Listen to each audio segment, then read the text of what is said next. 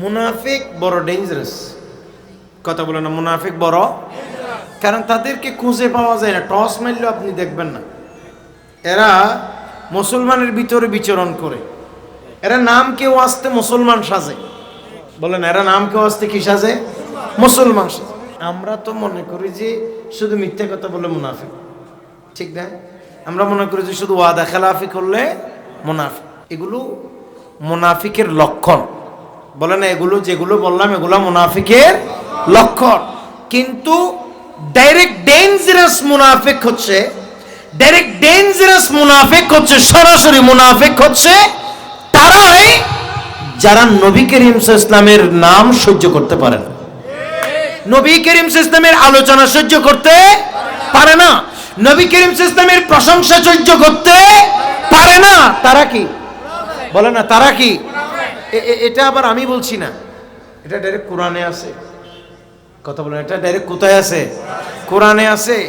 কোরআনুল কারীমের সূরা নিসা 61 নম্বর আয়াত আপনারা দেখবেন, আল্লাহ পাক সুবহানাহু ওয়া তাআলা আমার নবীকে বললেন, ইয়া রাসূলুল্লাহ, আপনি যখন মুনাফিকদেরকে ডাকবেন, বলেন আপনি যখন মুনাফিকদেরকে ডাকবেন আল্লাহর দিকে, দেখবেন যে আল্লাহর দিকে আসতেছে, বলেন আল্লাহর দিকে আসতেছে। আর তাদেরকে আপনি যখন ডাকবেন কোরআনের দিকে, দেখবেন যে তারা কোরআনের দিকে ডাকার সাথে সাথে তারা সেদিকেও আসতেছে। কিন্তু ইয়া রাসূলুল্লাহ ওয়া ইলার রাসূলি, আপনি যখন তাদেরকে আপনি রাসূলের দিকে ডাকবেন, রাআইতাল মুনাফিকিনা ইয়াসুদ্দুনা আনকা সুদুদা, আপনি যখন তাদেরকে আপনি রাসূলের দিকে ডাকবেন তখন তারা মুখ ফিরিয়ে পালিয়ে যাচ্ছে, তখন তারা আপনার দিকে না এসে ওই জায়গা ছেড়ে পালিয়ে যাচ্ছে, কারণ তারা মুখে আল্লাহর কথা সহ্য করতে পারে। তারা দেখবেন যে আল্লাহর কোরআনের কথা সহ্য করতে পারে, কিন্তু মুনাফিক আপনি রাসূলেরকে দেখতেই পারে না, সহ্যই করতে পারে না। একটু জোরে বলুন না। কথা বলেন না, ঠিক নেবে? ঠিক। নবীর নাম শুনলে আপনাদের কেমন লাগে? খারাপ লাগে? কালিমা আজানে ইকামতি, আল্লাহর পরে নবীর নাম আছে না নাই? কোথায়? কলিমায়, আজান, একামাত, সব কানে আল্লাহর পরে নবীর নাম আছে না নাই? কালিমা আজানে ইকামতি, আল্লাহর পরে নবীর নাম, নামাজের তাশাহুদেও নবীকে দিতে হয় সালাম। সুবহানাল্লাহ বলেন না। কালিমা আজান ইকামতি, আল্লাহর পরে নবীর নাম, নামাজের তাশাহুদেও নবীকে দিতে হয় সালাম। বেদিন ছাড়া বিরক্তি কার, বেদিন ছাড়া বিরক্তি কার, সে রাসূলের স্লোগানে সে কি করে মুমিন হয়, মুসলিম তারে কে গনে, গায়ে যাদের আগুন জ্বলে দয়াল নবীর নাম শুনে, সে কি করে মুমিন হয়, মুসলিম তারে কে গনে।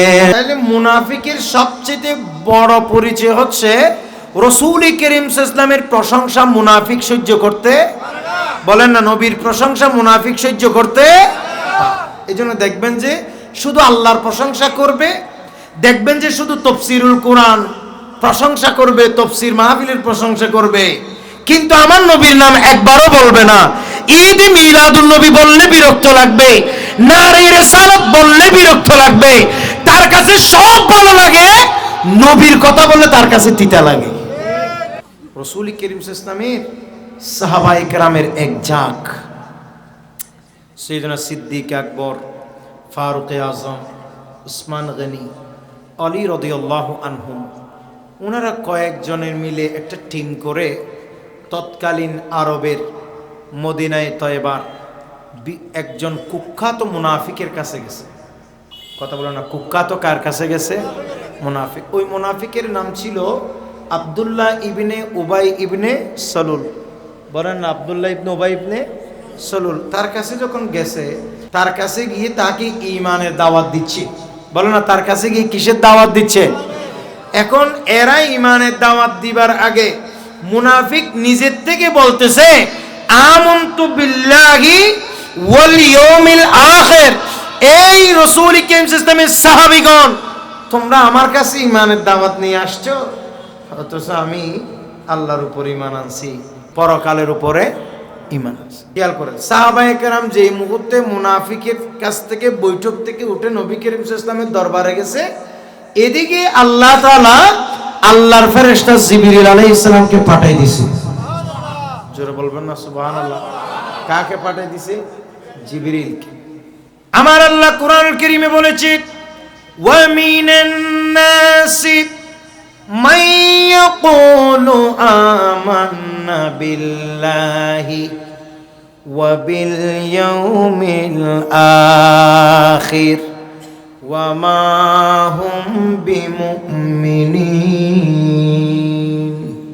ওগো আল্লাহর রাসূল, মানুষের মাঝে এমন কিছু মানুষ আছে, বলে না মানুষের মাঝে এমন কিছু মানুষ আছে যারা বলে আমান্না বিল্লাহি, আমরা কার উপর ঈমান এনেছি?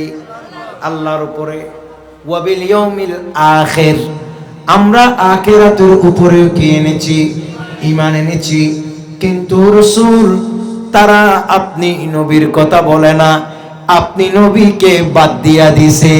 এই জন্য মুমিনের লিস্ট থেকে, ইমানদারের লিস্ট থেকে আমি আল্লাহ তাদেরকে বাদ দিয়া দিছি। ওয়া মা হুম বিমুমিনিন, তারা কখনো মুমিন নয়। কথা বলেন ঠিক কিনা?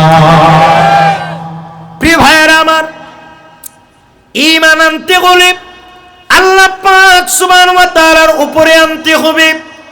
ঈমান আনতে হলে নবী করিম সাল্লাল্লাহু তাআলা আলাইহি ওয়াসাল্লামের উপরে আনতে হবে।